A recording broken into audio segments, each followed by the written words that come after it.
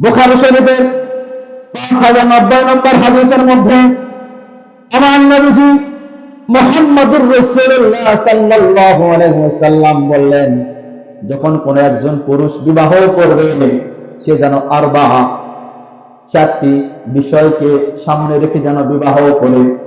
এক নম্বর হচ্ছে লিমালিহা, তার সম্পদ দেখতে হবে। দ্বিতীয় নম্বর হলো ওয়ালিহাসাবিহা, তার বংশ দেখবে। 3 নম্বর হচ্ছে ওয়াজামালিহা, তার সৌন্দর্য দেখবে। আর 4 নম্বর হচ্ছে ওয়ালিদীনিহা, আল্লাহু আকবার, তার দ্বীনদারিত্ব দেখবে। 1 নম্বর কি? লিমালিহা, সম্পদ দেখবে। সম্পদ দেখতে গেলে আপনাকে সমতা বজায় রাখতে হবে। সমতা যদি বজায় না হয়, আপনার ছেলে সন্তান গ্রামের বাড়িতে থাকে, বাসা বাড়ি খুব একটা ভালো নয়, কিন্তু আপনার ছেলেকে ঢাকায় বিবাহ দিয়েছে, মেয়ের বাপের অনেক বাড়ি আছে, টাকা পয়সা আছে, ব্যাংক ব্যালেন্স আছে, ওই মেয়ের সঙ্গে যদি আপনার ছেলের বিবাহ দেন বা মেয়ের যদি বিবাহ দেন, তাহলে কিন্তু সমতা রক্ষা হলো না। ওই মেয়েটা শ্বশুর বাড়িতে এসে ঘুম থেকে উঠবে দুপুর 1টার দিকে, উঠবে না? অনেক আছে এরকম। এই জন্য সম্পদ দেখতে গেলে হবে না, সমতারও বিষয় আছে। দ্বিতীয় নম্বর হচ্ছে বংশ দেখবে।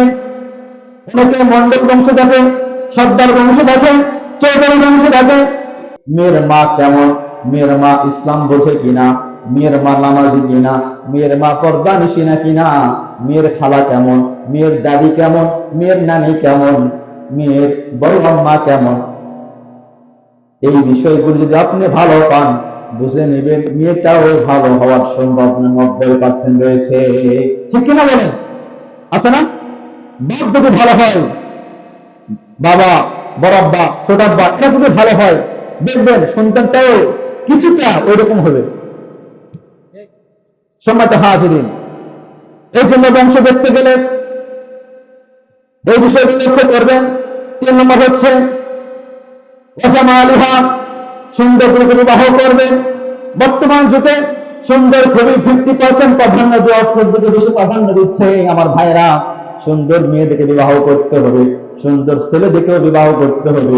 সুন্দর মেয়ে দেখে যদি বিবাহ না করেন, না যদি দেন, 1-2 বছর একটু ভালো লাগবে, 5-6 বছর পরে দেখবেন নিজের বউকে আর ভালো লাগতেছে না, সুন্দর তো নয়, অন্য নারীর দিকে তার নফস দৌড়াদৌড়ি করবে। বললাম, ঘরের স্ত্রী যদি সুন্দর না হয়, বাহিরের দিনদারিত্বকে প্রাধান্য দেবেন। মুসলিম শরীফের 3535 নম্বর হাদিসের মধ্যে আমার নবী সাল্লাল্লাহু আলাইহি ওয়াসাল্লাম বলেছেন, ফাসফাত বিজাতিদ দ্বীন, বলেছেন দিনদারিতাকে প্রাধান্য যে ব্যক্তি দিবে সে জিতে গেল, দিনদারিকে যে প্রাধান্য দিবে না সে লস করল।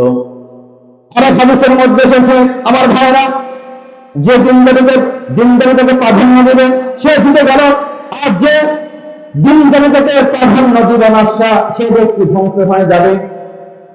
যে দিনদারিতাকে প্রাধান্য দিবে, বিয়ে করতে যায়, সে কি হবে? জিতে যাবে। যে দিনদারিতাকে প্রাধান্য দিবে না সে কি হবে? ধ্বংস হবে। এই ধ্বংসটা কেমন?